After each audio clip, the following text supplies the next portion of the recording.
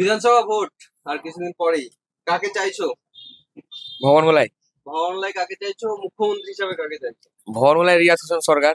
রিয়াজ হোসেন সরকার? আর মুখ্যমন্ত্রী আমাদের দিদি মমতা বন্দ্যোপাধ্যায়। মমতা বন্দ্যোপাধ্যায়? বাস। কেন শুভেন্দু কেন নয়? শুভেন্দু কেন নয় বলতে গেলে, প্রথম কথা লোক হিসাবে ভালো না। সে হিন্দু মুসলমানের এক ঝামেলা লাগিয়ে রাখে আমাদের ভিতরে, ওয়েস্ট বেঙ্গলের ভিতরে সে বিবাদ ঝামেলা সব সময় অনবরত চালাতে আছে। আর আমাদের ভবনগোলা রিয়াজ হোসেন সরকার, সে মানুষের পাশে মানুষের সাথে সবসময় আছে। আর দিদি তো অলওয়েজ থাকেই। থাকে। উন্নতি হয়েছে এমএলএ এর অবশ্যই ভবনগোলা তো অবশ্যই উন্নতি হয়েছে। সেটা সাধারণ মানুষ দেখতে পেয়েছে উন্নতি কি করে হয়েছে না হয়েছে। তার আগের এমএলএ যারা ছিল তাদের তো কোনো প্রতিভাই নাই, প্লাস তারাকে দেখতে পাওয়া যেত না ভবনগোলায়। কিন্তু আমাদের রিয়াজ হোসেন সরকার বা আমাদের যা উন্নতি করেছে, তার সাথে ইমরান হোসেন প্রামাণিক সভাপতি, ভবনগোলা সভাপতি, সেও নিজের কাজ করেই গেছে অনবরত। কোন এলাকাতে তৃণমূলকে দেখছি। তৃণমূলকে দেখছো? মমতা বন্দ্যোপাধ্যায়? আর অন্যান্য কোনো দল, কোনো খবর আছে? সেরকম চোখে পড়ছে না আমার। আমি তো বাড়ি থাকি না ভালো, কিন্তু সেরকম চোখে পড়ছে না। আপনার পছন্দ কি? আমার পছন্দ ভাই তৃণমূলই এখন। তৃণমূল? কাকে দেবো? যা আছে তাই কাকে দেবো। চাইছেন? মুখ্যমন্ত্রী এখন কি হয়েছে, যে হবে সে তাই দিব। আপনি কাকে চাইছেন? আপনি কাকে ভোট দেবেন? আমরা কাউকে চাচ্ছি না এখন। কাউকে চাইছেন না? না। কেন? কেন? আমরা ভোটই তো নাই, তার কি করে আমরা ধরবো? টাকা চাবো ভোট কে? নেই? না, আমার নামই তো নাই। নাম কি হয়েছে? ডিলিট হয়ে গেছে না অ্যাট্রিবিউশন? এখন কি হয়েছে বলো? বিচারাধীন? না না, তোমার তো ঠিক আছে। ঠিক আছে, আমার ঠিক থাকলে হবে, ছেলে পেলে ঠিক নাই কাউরে। ছেলেমেয়ে ঠিক নেই কারো? খুব না। ভোগান্তি তাহলে এতে? হ্যাঁ, ওই জন্য বলছি কাকে দিব, কাউকে দিব না। কাউকে দেবেন না? না, আমি বয়কট করে দিয়ে দেবো। বয়কট করে ছেড়ে দেবেন? হ্যাঁ, তো কি কি করবো? চারটা 8টা লোকের মধ্যে 4টে আছে, 4টেই নাই। সেটাই নেই? না, তাহলে কি করবো? আমরা 4টে দিয়ে গেবো, 4টা বাদ দিলে হবে। ও 4টা বাংলাদেশ আর আমরা 4টা এখানে থাকবো। বাংলাদেশ কে পাঠাবে? কার সাথে? কাকে দেখছো ভোটে? আপাতত যেতে মমতা বন্দ্যোপাধ্যায় আছে, আপাতত আমরা ওনাকে দেখবো, ওনাকে? কারণ উনি অনেক উন্নয়ন করছে।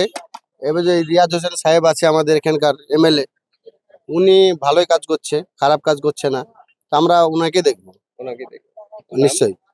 কাকা, এই যে বিধানসভা ভোট, কে জিতবে মনে হচ্ছে? ওই যে মমতা, মমতা? আর ভগবান এমএলএ কে? রিয়াজ হোসেন। রিয়াজ হোসেন, উনিও জিতবেন? উন্নতি হয়েছে? হ্যাঁ, অবশ্যই মমতা ব্যানার্জি। মমতা ব্যানার্জি? কেন?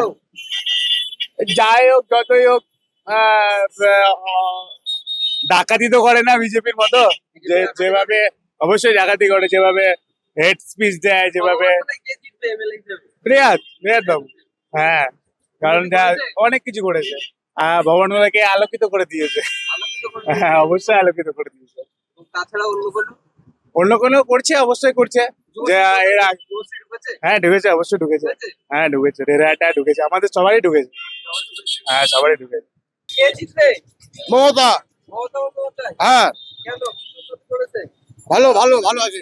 এই মুখ্যমন্ত্রী হিসাবে এখনো পর্যন্ত তো আমি চাইবো না যে টিএমসি আসুক, কিন্তু যা বর্তমান পরিস্থিতি সবাই তো টিএমসি আসছে, কিন্তু বিষয় যেটা সেটা হলো কি, যুবসাথীর টাকা সবাই পেয়েছে, মুখ্যমন্ত্রী প্রতিশ্রুতি দিয়ে তো রাখছে না, শুধু ফাঁকা মেসেজ।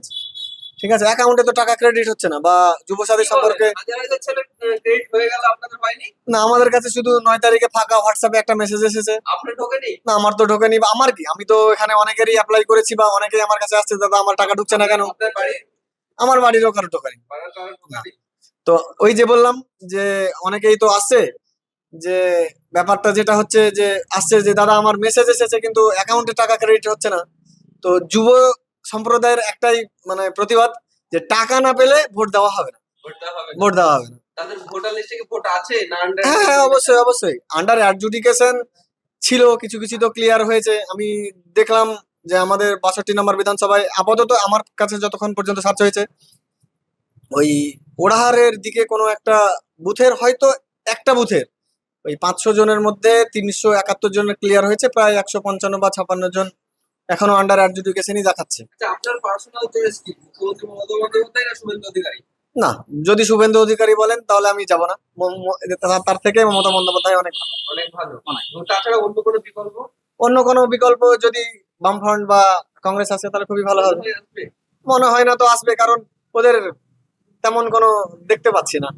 তাহলে মুখ্যমন্ত্রী মমতা বন্দ্যোপাধ্যায় আসবে? মমতা বন্দ্যোপাধ্যায়, তবে উনার তো বয়স হয়েছে, অভিষেক বন্দ্যোপাধ্যায়ও হতে পারে। হ্যাঁ।